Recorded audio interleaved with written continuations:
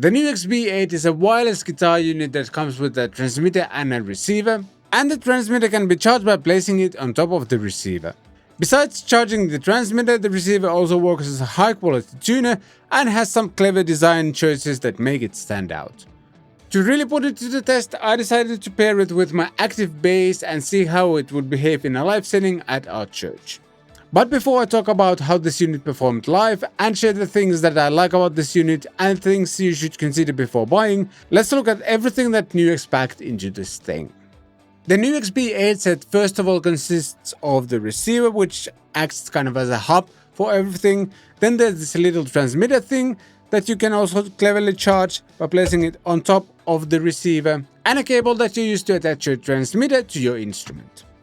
And besides receiving signal from your instrument wirelessly, the pedal also functions as a tuner or a boost, which you can configure in the settings. On the sides you'll find inputs and outputs and an effects loop as well. On the backside there's the power input, ground lift switch, DI out and a USB-C port that you can use to install updates and upload your own GIF animations as startup animations.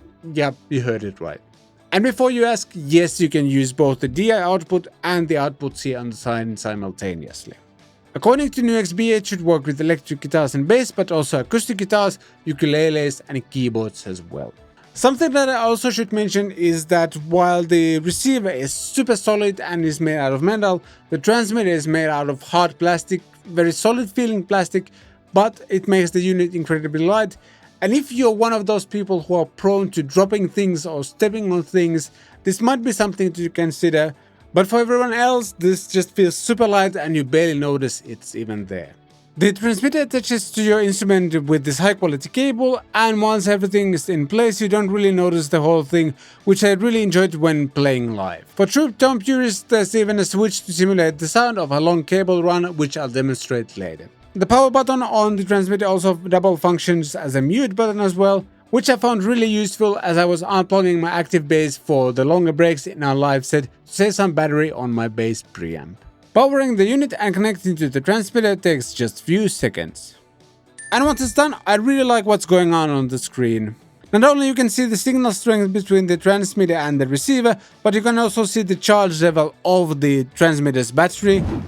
Side note, I have a slight OCD about batteries running out during the live set, whether it's a wireless transmitter or something else, and being able to see the charge level of my transmitter helped to deal with that a lot, so yeah. Everything on the receiver unit feels really solid, the buttons, the switches, the knobs and stuff like that, and my overall impression is that this unit is meant for a kind of serious hobbyist / semi-professional guitar player, and the $299 price tag and the build quality of everything reflects that. If we dive into the menu, there's a bunch of useful things you might want to check out. First of all, there's display adjustments. You can choose between two different home screens. If we go back, you can adjust the brightness of the display as well, which could be handy. As I mentioned earlier, you can adjust the boot up picture on this for some reason. And then there's options to change languages as well. Right now it has English, I guess Chinese and Espanol.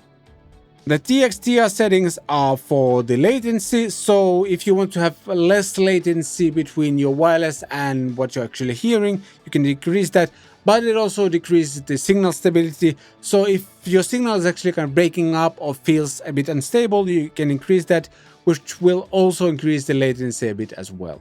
You can also choose different displays for your tuner. There's 3 different options, and as a long-time NUX clip-on tuner user, I like that these graphics are pretty much the same.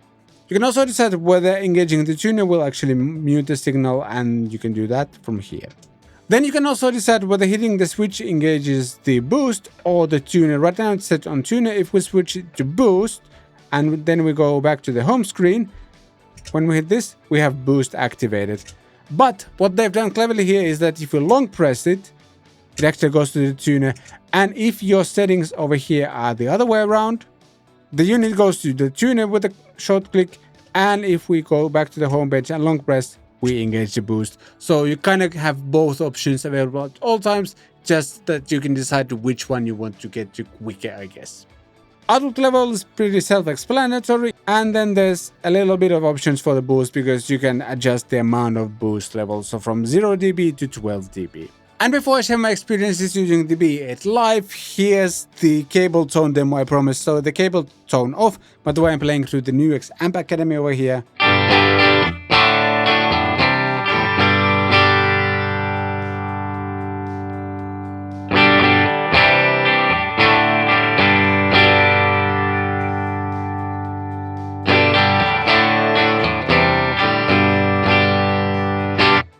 Alright, let's talk about using the B8 Live and what were my experiences. I kind of wanted to throw myself into the fire, if you will, because this bass has an active preamp and not all wireless units do well with that. But I'm happy to say that B8 performed flawlessly in that department. I didn't notice any kind of interference, anything like that, even though the church was filled with wireless microphones and there's a bunch of lights and cables and everything. I didn't experience any kind of interference and actually did a walk around test with my bass around the church, so like 30-40 meters away, and here's a clip of that.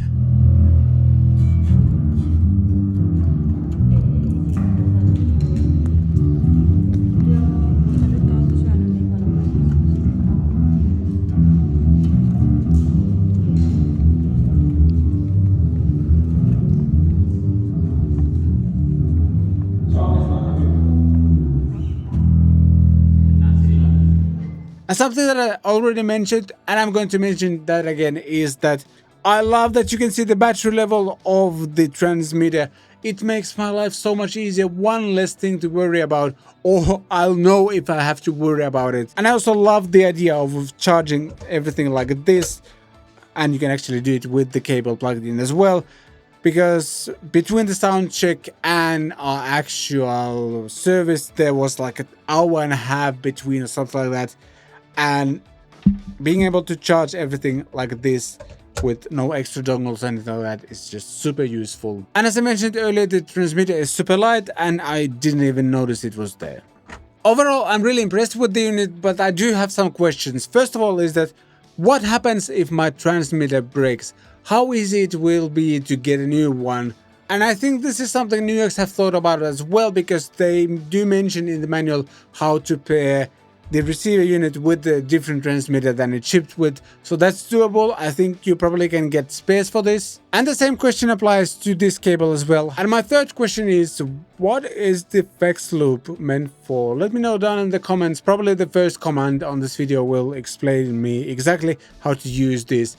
I just can't figure it out. I've been thinking about it a lot and I cannot come up with any setup that makes sense. And my last question is actually kind of aimed at NUX themselves. I really don't think the USB-C port is only meant for updates and uploading your own images into it. Could this thing function as an IR loader somewhere in the future? Because this could be the center of your rig, and then the effects loop and everything like that would make so much more sense. So this would be your tuner, your wireless unit, but also maybe load an IR, and that's where the effects loop comes in as well. That would just make a lot of sense to me, but what do I know, it's just one guy's opinion. Having said all of that, I think this is one of the most impressive wireless units. It's super easy to use, it offers great functionality for live situations especially. Based on my experiences playing it live, it worked flawlessly. I love what you see on the screen, as I already mentioned 7 times, and I'm going to mention that again just because it's so good. And if you want to get yours, there's affiliate links in the description. Using those won't cost you anything extra, but when you purchase through those links, I get a small commission that helps to put food on my family's table.